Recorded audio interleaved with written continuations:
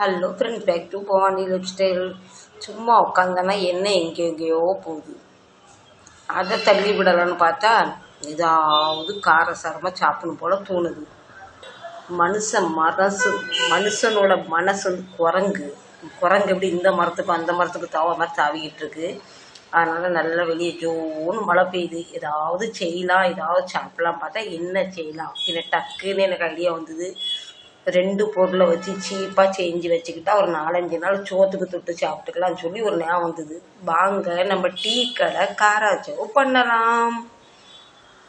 நான் அதுக்கு இப்படி தான் பேர் கொடுத்துருக்கேன். அது டீ கடை மாதிரி வருமா, இல்லை 5 ஸ்டார் ஹோட்டல் மாதிரி வருமா, இல்லை தெருவு கடை வருமா தெரியாது.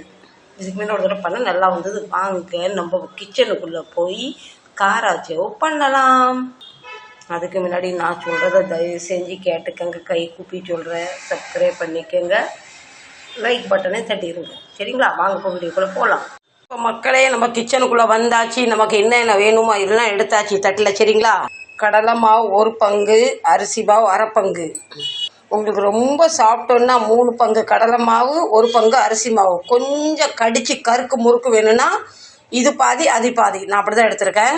பின்ன அதுக்கு பூண்டு தப்பாக நினச்சிக்காதீங்க, பாய் குளறிட்டு. பூண்டு, மிளகு, காஞ்ச மிளகா, சின்ன ஜீரகம், இது என்னது ஓமம். காரச்சேவுக்கு தூக்கலாக மிளகு தான் போடணும். சரிங்களா? நம்மள்ட்ட இவ்வளோதான் மிளகு இருக்குது. இப்போ இந்த ஜீரகத்தை இந்த மாவு கூட்ட போட்டு பிசைஞ்சா எண்ணெயில் அவ்வளோ பிரிஞ்சிருது. அதனால் நம்ம அரைச்சி போட்டுருவோம், மாவோட ஒட்டிக்குவோம். ஜீரகம் போட்டாச்சு, ஓமம், மிளகு, காரத்துக்கு காய்ந்த மிளகாய், இது நம்ம பூண்டு, இதை அரைச்சிக்கலாம். இதை நல்லா குறப்பாக அரைச்சாச்சு. அரிசி மாவு, கடையில் வாங்கிட்டு வந்த கடலை மாவு, கடல்லேருந்து கொண்டு வந்த கல்லுப்பு இல்லை, இது பொடி உப்பு, கல்லுப்பு போடலாம். சின்ன ஒரு டைலாக் கொடுக்கலாம், நீங்கள் கண்டுபிடிச்சிடுறீங்க. இப்போ மக்கள் மசாலா, உப்பு எல்லாம் போட்டு நல்லா கொஞ்சம் கிண்டி விட்டுடலாம். அரிசி மாவும் கடலை மாவும் ரெண்டுமே நல்லா மிக்ஸ் ஆகிடும். இப்போ இந்த பக்கம் நல்லா எண்ணெய் சூடாகிட்டு இருக்கு. ஒரு உளுக்கரண்டி நிறைய எண்ணெயை ஊற்றிடலாம். அந்த கரண்டி வச்சு நல்லா கிண்டி விட்டுடலாம். இந்த எண்ணெய் மாவு எல்லாம் உடச்சி விட்டுறலாம். பின்ன கொஞ்சம் கொஞ்சமாக நம்ம நார்மல் தண்ணி ஊற்றி பிசைஞ்சிக்கலாம். இது மொத்தமாக நம்ம தண்ணி ஊற்றிடக்கூடாது. ஒரு மாதிரி மாவு இழுன்னு ஆயிரும். கொஞ்சம் கொஞ்சமாக எவ்வளோ வேணுமோ பார்த்து ஊற்றிக்கணும். நான் ஊற்றின தண்ணி பத்தடையில் அரிசி மாவு போட்டிருக்கனால கொஞ்சம் தண்ணி நல்லா இழுக்கும். மீண்டும் பிசையலாம்.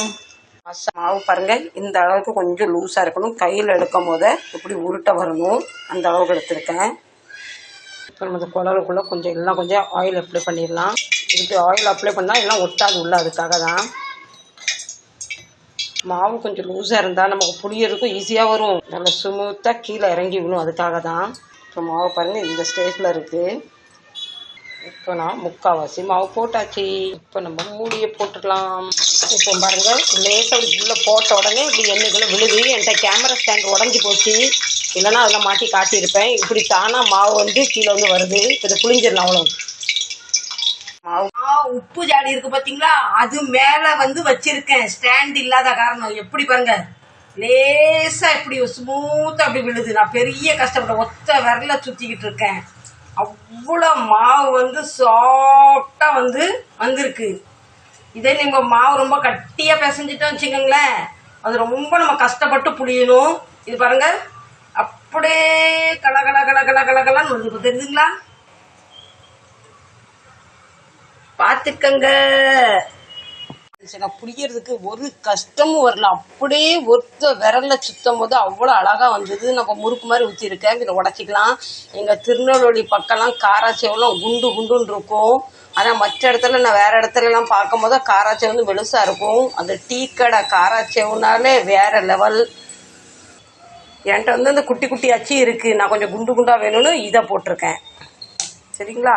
முறுக்கு மாதிரி பெருசாக ஊற்றுனேன். ஆனால் இப்படி நம்ம எடுத்து கிண்டும் போத எல்லாம் அப்படியே உடஞ்சி ஒன்று ஒன்றா அப்படியே மல்லிகை பூ மாதிரி விழுது பாருங்க. கலரும் நல்லா வந்திருக்குல்ல, கோல்டன் ப்ரௌன். நம்ம காராச்சோ ரெடி ஆயிட்டு. இப்படி தான் நீளமாக வரும். பின்ன அதுக்கப்புறம் நம்ம அப்படி உடச்சி விட்டுக்கலாம். இப்போ பாருங்க, 2வது பேட்சுமே புளிஞ்சு விட்டுட்டேன்.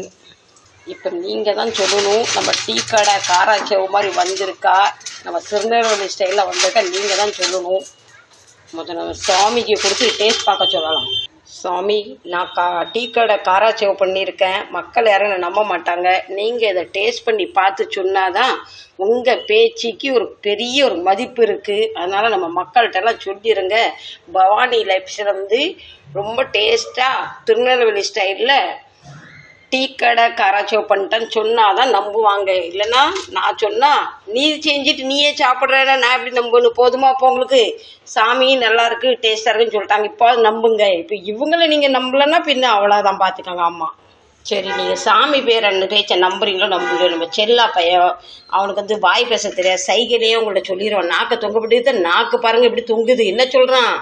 அவ்வளோ டேஸ்டியாக இருக்குது. நாக்குலேருந்து ஜொல்லு அடிச்சுக்கிட்டு இருக்கான். பார்த்தீங்களா பார்த்தீங்களா பார்த்தீங்களா? இப்போ போதுமா? விட்னஸ், ஐ விட்னஸ். இங்கே ஒரு விட்னஸ், இங்கே ஒரு விட்னஸ். ஓகே, இப்போ இது 2வது பேட்ச் போட்டாச்சு. இப்போ நான் உங்களுக்கு இது சாப்பிட்டு காட்டுறேன். ஓகே, நாங்கள் சாப்பிடுங்க. நீயும் ப்ரூஃப் தந்தாச்சு, செல்லாப்பாவும் ப்ரூஃப் தந்தாச்சு. இப்போ நான் உங்களுக்கு ப்ரூஃப் தரேன். சவுண்டு கேட்குதா? நல்லா மிளகு தூக்கலா நல்லா சூப்பராக வந்திருக்கு.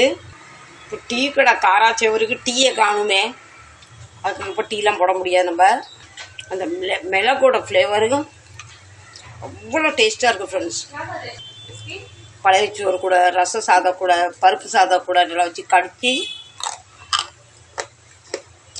நல்லா எதுவுமே குறைச்சிட முடியாது.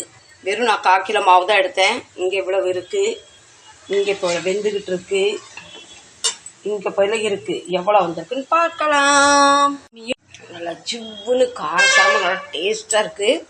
நல்லா ஏதாவது ஒரு குளிர் பிரதேசத்தில் உட்காந்துக்கிட்டு ஒரு கப்பில் டீயும் ஒரு கப்பில் காராச்சேவ் வச்சு சாப்பிடும் போது சும்மா அப்படியே ஆடும்ல, எகுரும்ல. பாடி நமக்கு ஒரு வாரத்துக்கு இனி பண்டத்துக்கு குறவு இல்லை. ஓகே, நல்லா கிரன்ச்சியான காராச்சேவ், குண்டு குண்டு காராச்சேவ் ரெடி. கொஞ்சம் ஆறுனும் சூடாக இருக்குது. ஃப்ரெண்ட்ஸ், உங்களுக்கு என்னென்ன ஸ்நாக்ஸ் செய்ய வரும் கண்டிப்பாக நான் கமெண்ட் பண்ணி சொல்லுங்கள். எனக்கு எதுவுமே வராது, ஏதோ தெரிஞ்ச அளவுக்கு ஏதோ ஒன்று ஒப்பச்சிக்கிட்டு வண்டி ஓட்டிக்கலாந்துறேன். அவ்வளோதான் ஃப்ரெண்ட்ஸ், வாங்க எல்லாம் சாப்பிட்லாம். நம்ம காராச்சேவ் ஸ்டோரி முடிஞ்சு போச்சு. உங்களுக்கு என்னென்ன ஸ்நாக்ஸ் பண்ணுன்னு சொல்லுங்கள். நீ ஒரு வாரத்துக்கு நமக்கு பண்டத்துக்கெலாம் குறவு இல்லாமல் நம்ம காலத்தை ஒட்டிடலாம். உங்களுக்கு இந்த பதிவு பிடிச்சிருந்தா கண்டிப்பாக சப்போர்ட் பண்ணுங்கள். மீண்டும் நல்ல பதிவில் சந்திக்க வர முதல் முறை பார்க்குற மாதிரி இருந்தால் கண்டிப்பாக சப்ஸ்கிரைப் பண்ணி வச்சுக்கோங்க. பெல் பட்டனை 10 மணி கோயில் மணி வரை அடிச்சிருங்க. மீண்டும் நல்ல பதிவில் சந்திக்கிறேன். Love you, bye.